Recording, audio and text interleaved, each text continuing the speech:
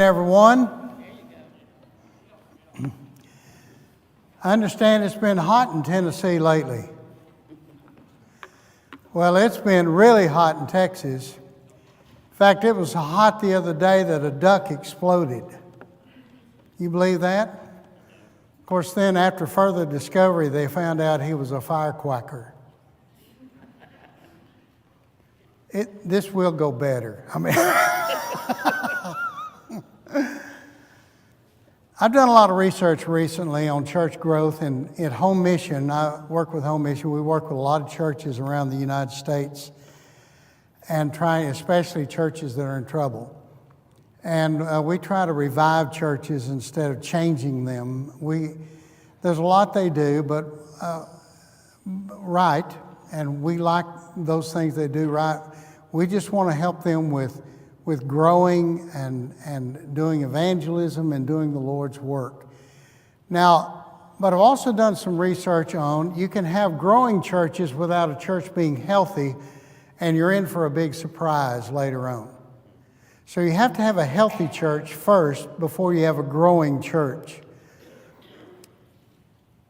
As I searched the scriptures to find a good expository passage to use,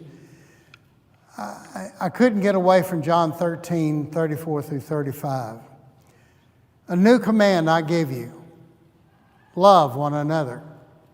As I have loved you, so you must also love one another. By this, everyone will know that you are my disciples if you love one another. We need to understand, and it's going to be a very brief lesson, we need to understand that healthy churches have leaders like Jesus. In John 13 and 14, he says, "Now that I, your Lord and teacher, have washed your feet, you also should wash one another's feet." This is exactly what Jesus did in this setting. Have any of you here ever had somebody, a stranger, wash your feet? Somebody that's not in your family. Has any of you ever had someone wash your feet? I have. And it is an odd experience, believe me, to take your socks off, sit down, and they take a pan of water and wash your feet. And you're thinking like, I ought to be washing your feet. I am not worthy of you getting down and humbling yourself and washing my feet. It seemed like one of Jesus' disciples said that, didn't he? Or was it Peter? And he said, "If I don't do this, then you have no part in me." And he said, "Well, wash my head, my arms, wash everything, Lord." Jesus was trying to teach them true leadership. And a true leader is someone who is a servant. We can't have people serve, we can't have people just lead and not serve. So leaders need to be asking themselves, did God appoint us to be decision makers or disciple makers? In Ephesians chapter 4, the Bible tells us that Jesus gave gifts to men, specifically to the church. He gave apostles. They're not around anymore, but they're still a part of us because of the Word. He gave us prophets. They're not around anymore because of the Word and the need for them, prophets in that sense. But the ones that are around are evangelists and pastored teachers. Your version probably says pastors and teachers, but the word "and" in the Greek joins them together to where it's literally pastor teachers is talking about elders. And so elders and evangelists, and yes, preachers need to be evangelists. And I know a lot of preachers are frustrated because they went to school, they paid $100,000 to learn to preach, get their master's degree, or maybe they went to a preaching school. They paid a lot of money and time going to the preaching school. They might have gone on to some campaigns, but then they get out in the local congregation, they say, what am I doing? The congregation wants me to bring in more people, especially young people, young families. How do I bring them in? I'll give a little shout out here. Home Mission has just started, has been working toward, and will start August the 15th, the West Freeway School of Evangelism, where there's 5 months of teaching and 6 months of in the field, on-the-job training. We call it an evangelism internship. It's in Fort Worth, Texas, and the elders are over that, and we have a great director. In fact, he has a booth back there. If you want to go talk to him, or if you know of anyone that's going to be graduating from a university or a preaching school that would like to get the real training and experience, we have some support. We have some congregations that'll back them. We want to make disciple makers, not decision makers. Now, yes, elders do have to make important decisions. They are stewards of the church. They are overseers of the church. The elders at the gate made decisions and gave advice and counseled people, but they also pastored the congregation. And pastoring the congregation in its truest sense is making people into disciples of Jesus Christ. But if you're going to make people disciples in the church, you have to be a disciple yourself, don't you? And Peter and the other apostles had to learn that important lesson that Jesus was teaching them. Oh, I'm sorry, okay. There was the important message that Jesus was teaching them in order to be able to teach them to be the kind of leaders they had to be in His church. These 11 frightened men saw Jesus ascend to heaven. But before He ascended to heaven, He says, I want you to go into all the world and make disciples of all nations, baptizing them and then teaching them. One of the things we do off the bat at Home Mission when we work with a congregation is teaching the congregation how to keep new Christians. Now, we want them eventually to baptize them, and we want them to make contacts, and we show them how to make contacts and build contacts. And then we have another group that comes in behind us and follows up, and they're very good at having a lot of baptisms, especially if they can talk with contacts. But you have to first teach a congregation how to keep new Christians. And a lot of elders are scratching their heads, how do we do this? And so in order to be able to get out from under just having to be slammed with all these decisions they have to make, like really important decisions, like what temperature are we going to set the thermostat on? Or let's see here, how short is too short, or Bobby Joe went to the beach the other day, or something like that. I mean, and they're having to deal with all these things. Or here's somebody, the ladies' Bible class wants the elders to recommend what kind of book they're going to buy, and how much can they spend on the book and stuff like that. The elders are inundated with these things. And they're going to have to back off and get the deacons to take care of these things so that they can be disciple makers, so that they can wash some feet. How many of you ever had trouble with James chapter 5 and understanding what that is, where the elders are called to anoint with oil the sick? Well, that word sick is really better translated weak. In fact, Clement of Rome said, I think it not a waste of time to counsel those who are close to falling away, for in doing so, I can save a soul from death and cover a multitude of sins. It's calling for the elders And we don't rub people down. It's the rubbing instead of the anointing so much. But our elders don't come in and rub people's backs anymore in these day and age.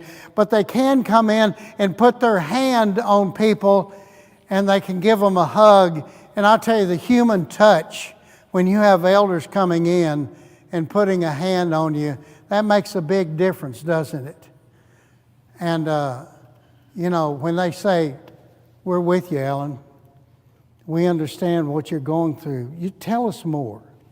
I'm telling you, that's one of the most important things that elders do.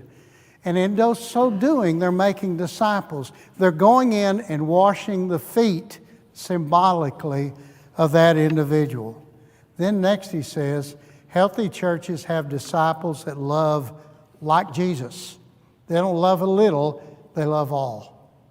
"For I have given you an example that you should do as I have done to you," he says earlier. "Most assuredly I say to you, a servant is not greater than his master, nor is he who sent greater than the one who sent him. If you know these things, blessed are you if you do them." How do you love like Jesus? I don't have time to go into a lot of details, but I want to challenge you to read this book. How many of you have ever heard of this book? Will the Real Heretics please stand up? Has anybody heard of it? Okay, one person. He and I both have read the book, and we had to repent after we read the book. Now, if you don't want to see the book, if you don't want to read the book, you can go on YouTube, and a shortened version of it is on YouTube. Will the Real Heretics please stand up? Please read it. Read it for yourself. Read it for your children and your grandchildren. He talks about the early Christians. Now, this guy's not even a member of the church. He's a Anabaptist. But in his book, he gives a lot of praise to the Stone Campbell movement, basically the Churches of Christ. He said because they went back to the original pattern of the early church, except for Pentecostalism. So anyway, in other words, we've done it right according to this man. And he proves by the early church, by the first 3 centuries of the early Christians and the Bible, that the people then, at that day and time, would have considered evangelicals today nothing but heretics. And he might even consider some of us heretics. We need to read this, and we need to study it, and we need to rethink some of the way that the world has gotten into the church, because it has. But we also need to reaffirm to our children and our grandchildren that the Church of Christ is on the right track, and we don't need to change it, except we need to start evangelizing again. And every one of us can be involved in evangelism in some way. And that's one thing we teach churches with home mission. And then finally, healthy churches are where the world recognizes Jesus. You remember in Acts chapter 4 when Peter and John were brought before the Sanhedrin, and they recognized they were uneducated men, and that they recognized that, but they spoke boldly, and they recognized that they had been with Jesus. I'll tell you what, when we speak boldly in front of other people, and I'll talk about that tomorrow, I'm going to talk about the power, how churches grow by the power of God tomorrow. You think I got excited today, I'll start spitting, so you guys might want to move back a little bit, when I get that excited. What does it mean have love one for another? Just briefly, ask yourself, do we have loving marriages? My wife and I used to talk about the family budget on the way to church. We'd get in an argument, and we'd talk about, well, I don't do that, and then my wife would tear up a little bit, and then we'd pull into the parking lot, and here come brother and so knock on the window while we were discussing the family budget. And I'd turn around and say, "Oh, hi, brother so-and-so. She should just slap me right then and there, gotten it over with. I mean, what about our loving marriages? I'm happy to say this November, my bride and I will be married 50 years. And I tell you what, that was a feat that only God could do. And that woman is the most beautiful, loving, tender-hearted, patient woman in the entire world. And she's telling me I'm running out of time. Do we have loving marriages?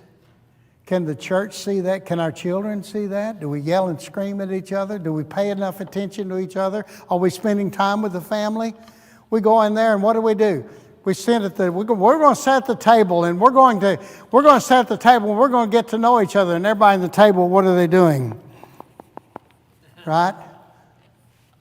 And then we'll go watch TV and then we don't communicate. We got to have loving families and loving marriages. That's what it means to love one another, because that extends into the church, that extends to people that we work with, everywhere else.